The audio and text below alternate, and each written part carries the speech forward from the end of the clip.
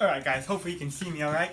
Welcome back to another video. Today, I went out and decided to buy a new rod. So, yeah, I buy quite a bit of rods. I really have a bad habit of it, but you just gotta do it, Being a fishing freak like I am, just love to fish all the time. You gotta have plenty of rods. So, I went out and bought another rod, and now, I'll show you in a minute. My original plan was to get the Dobyns Fury 765. It's a flipping stick, or flipping rod. That was my original plan because I have two other Dobyns. I have a Dobyns 735, which is awesome for frog, like light, little bit. I mean, it works good for frogging, but it's better for maybe a little lighter frogging, and and jigs. So frogs and jigs, the Dobyns 735. Then I have a 704, which I use for lighter jigs, little Texas rigs. I use it on spinner baits, chowder baits, stuff like that.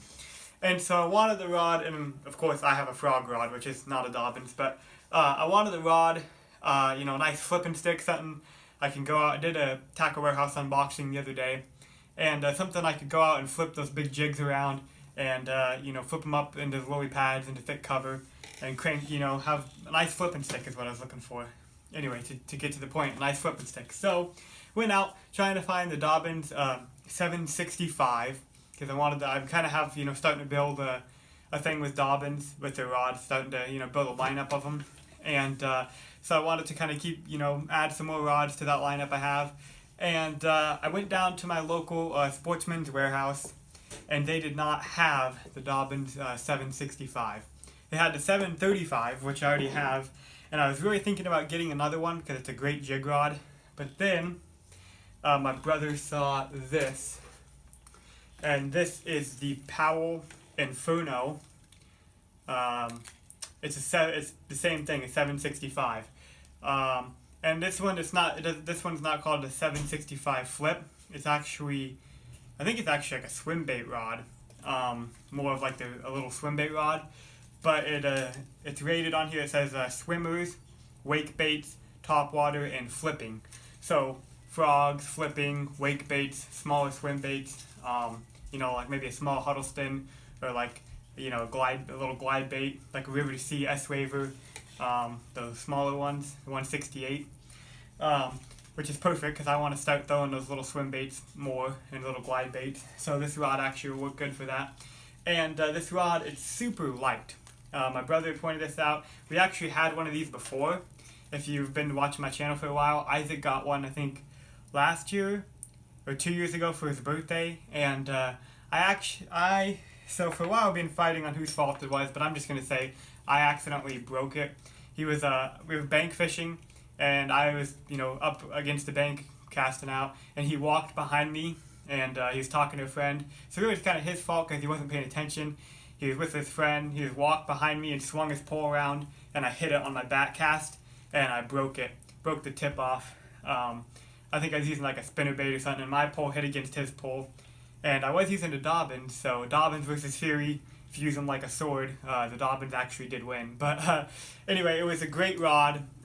It didn't have any malfunctions actually fishing, so I decided to pick up another one. And the great rod's super light, super sensitive, super light, and this is going to be my flipping stick. I probably will, experiment, throw frogs around with throw frogs on it a little bit, but mainly it's going to be my jig rod, my big Texas rig, flipping up into heavy cover. And I will also use this for swim baits. I want to start getting a swim bait. I have a Jackall Gantarelle Jr., which this could probably throw. This thing is actually rated for 3/8 to 2 ounce, or 3/8 to 3 ounces. So it's a pretty beefy rod. It's still got a nice tip though. I really like it. Still got a really nice, soft, fast tip. So for jigs and big Texas rigs, flipping baits. But it's going to be really good for working like glide baits. And so, hopefully pretty soon I can pick up a few more glide baits, and then, this spring and this summer start glide bait fishing with it a little more.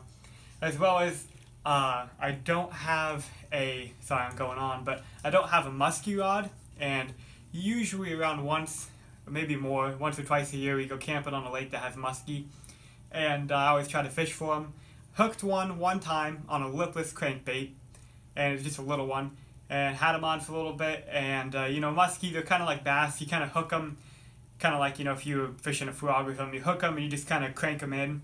You don't really let them take drag and fight. Well, I was a noob then, and I was letting them. I had my drag reel loose, letting them play it out, letting them fight, and he got off.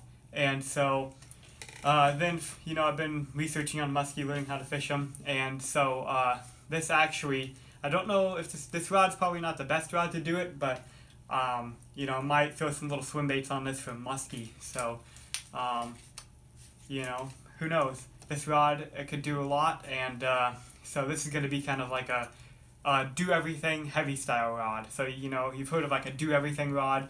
Usually that's like a medium heavy. You can throw little jigs, spinner baits, little crankbaits, stuff like that. This is like my heavy do it all rod, and it's going to be throwing swim baits, frogs, jigs, flipping baits, big top waters and wake baits. So be looking forward to this, in the future videos, the future bass videos this spring and summer. I'll definitely be putting in that to work. So thanks for watching, guys. Hopefully you enjoyed. And if you have any insight on these rods, maybe you've tried them in the past, go ahead and comment down below, see what you think. And maybe I'll do a little comparison between these and the Dobyns. So I'll see you guys in the next video. Thanks for watching. Peace out.